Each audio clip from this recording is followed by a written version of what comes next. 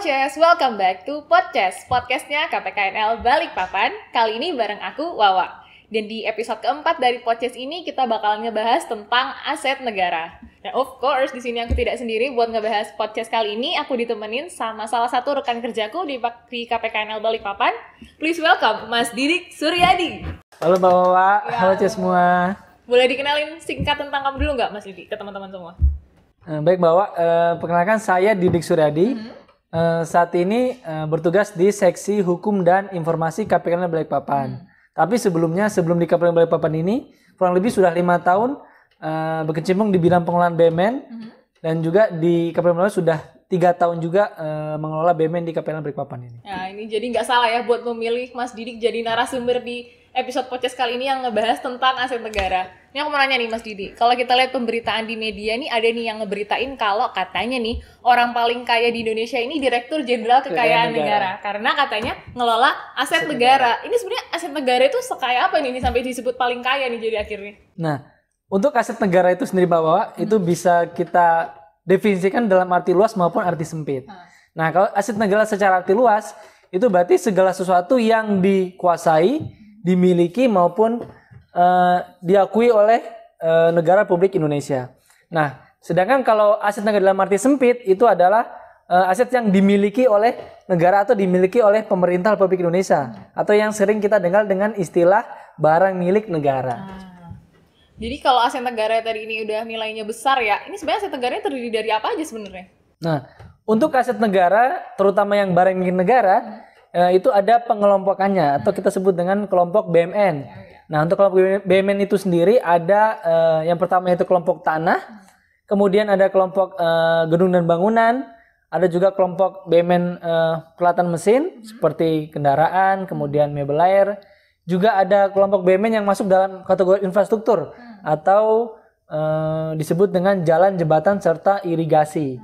Serta ada juga bentuk BUMN lainnya seperti misalkan aset-aset tidak berwujud seperti itu Mbak. Oh gitu. Jadi ini kalau kamu tahu nggak total nilai aset negara kita emang sekarang berapa sih? Nah, untuk total nilai aset negara atau nilai barang milik negara kan itu setiap tahun itu harus dilaporkan dan diungkapkan baik dalam laporan baik milik negara maupun dalam laporan keuangan pemerintah pusat. Nah, untuk LKPP 2020 yang sudah audited itu nilai barang milik negara itu mencapai 6.400 triliun. Jadi memang sangat besar nilai dari barang milik negara yang dimiliki oleh pemerintah kita seperti itu. Bisa menghasilkan nilai segitu besarnya tadi berapa? 6, sekian T 6,4 itu ya. triliun. Itu dari mana hasilnya Mas? Nilainya tuh? Nah, sebagaimana dalam ketentuan bahwa untuk mencatat suatu barang milik negara itu dicatat sebesar nilai perolehannya atau sebesar nilai pembeliannya seperti itu. Nah, namun demikian terhadap barang-barang yang mungkin perolehan sudah lampau tentunya sudah tidak wajar lagi kalau memang tetap dicatatkan atau dilaporkan sebesar nilai perolehannya. Sehingga Direktur Jenderal Kekayaan Negara selaku pengelola barang milik negara itu mengadakan program revaluasi BUMN atau penilaian kembali BUMN di tahun 2017 sampai dengan tahun 2018.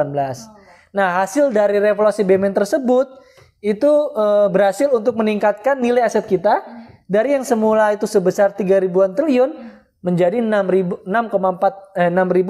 triliun seperti itu Mbak. Oh, jadi dengan revaluasi BUMN ya yang tadi. Itu sangat signifikan meningkatkan nilai wajar dari aset negara yang kita jadi bisa miliki. tahu nilai terkini dan nilai wajarnya dari aset Betul negara sekali, kita Mbak. ya. Iya. Tapi dari nilai segitu tuh ada nggak sih Mas aset negara yang paling besar gitu nilainya? Secara nilai itu menurut kamu ada apa aja sih sebenarnya?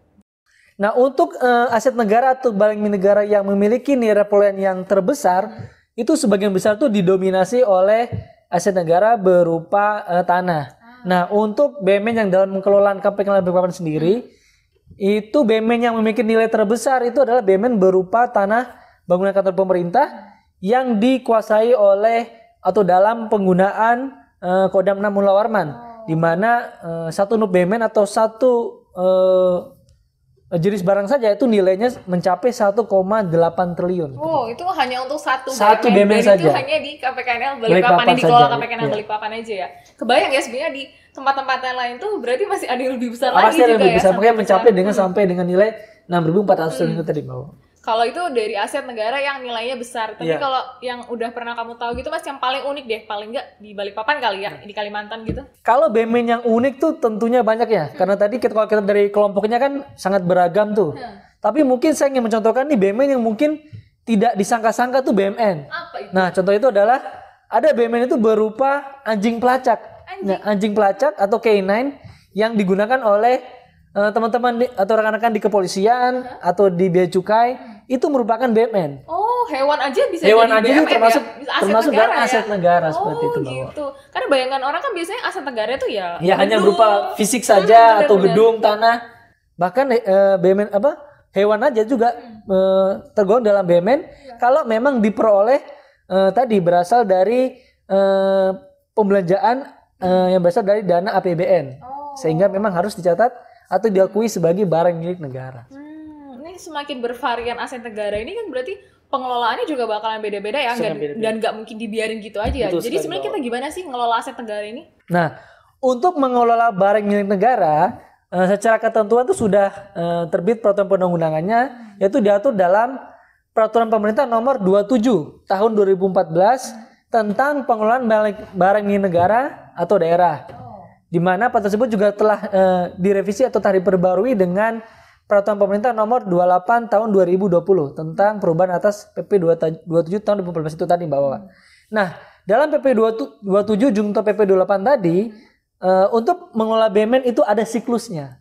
Jadi ibarat makhluk hidup pun BUMN itu punya siklus kehidupannya. Yang dimulai dari siklus yang pertama adalah perencanaan. Baik perencanaan kebutuhannya maupun perencanaan penganggarannya.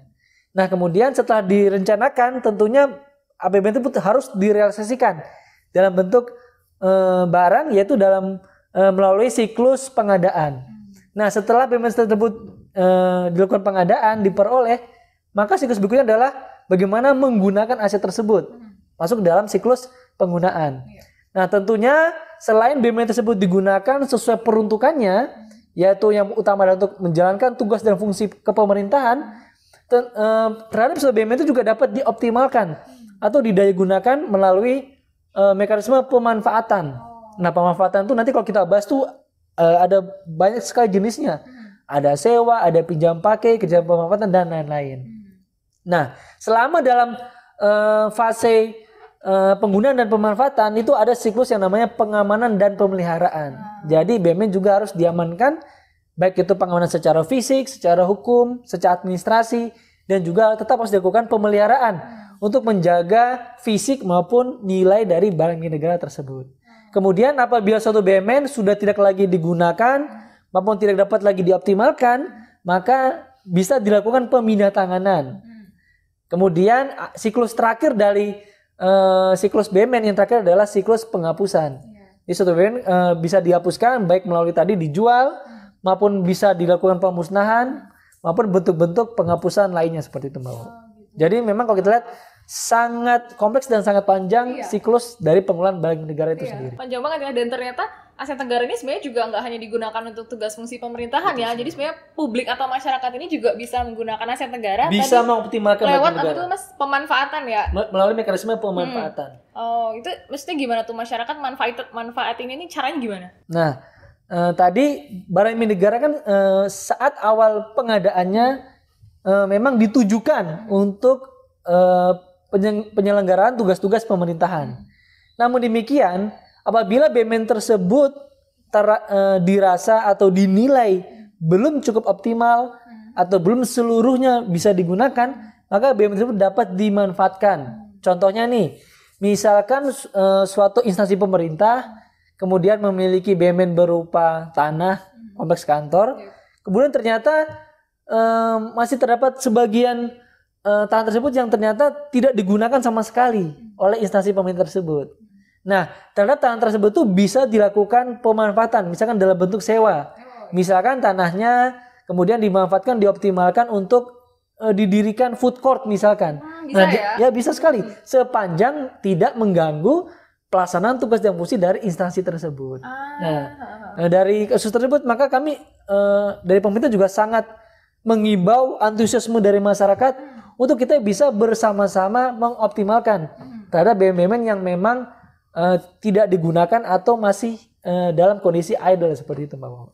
Oh gitu ya, jadi masyarakatnya juga bisa mengoptimalisasikan aset negara Betul lewat sekali, pemanfaatan, tadi lewat sewa ya. Iya. Nih, kalau ini aku juga pernah dengar Mas, aset negara ini kan katanya bisa dilelang juga ya. Lelang ini tuh sebenarnya juga bagian dari mengelola aset negara ya sebenarnya ya. Nah, lelang itu tadi masuk dalam siklus pemindahantanganan atau siklus penjualan. Iya, iya. Nah, untuk BUMN memang secara ketentuan itu diamanatkan apabila suatu BUMN tersebut akan dipindahtangankan, maka secara prinsip itu harus dilakukan penjualan melalui lelang. Jadi lelang adalah mekanisme untuk menjual barang berupa barang milik negara itu sendiri. Sebagaimana mungkin telah dijelaskannya dalam podcast episode kedua kalau nggak salah. Oh iya, iya. Itu ada yang juga ya.